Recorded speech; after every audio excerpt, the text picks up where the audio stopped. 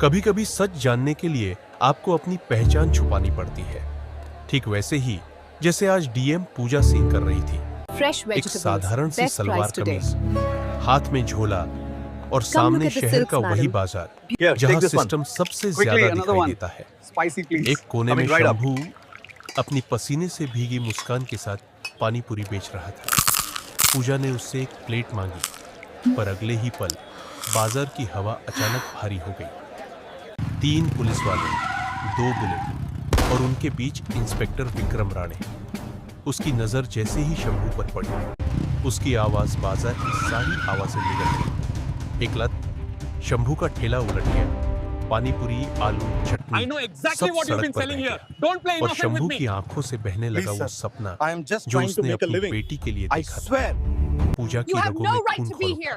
एक इंसान के तौर पर, एक औरत के तौर पर उसने विरोध किया, पर जवाब में मिला एक थप्पड़। भीड़ सन्न थी और उसके गाल पर 5 उंगलियों का निशान जल रहा था। उसे घसीट कर ले जाया गया जैसे कोई अपराधी हो। लॉकअप की दीवार, उसकी सड़ांध और वहां बैठी 2 औरतें जैसे गवाही दे रही थी कि इस सिस्टम में कितनी सड़न है। फिर आई वो रात, सबसे लंबी, सबसे काली। पूजा पर दबाव बनाया गया, डराया गया, धमकाया गया। उसने झूठे कागज पर साइन करने से इनकार कर दिया। नरेशन।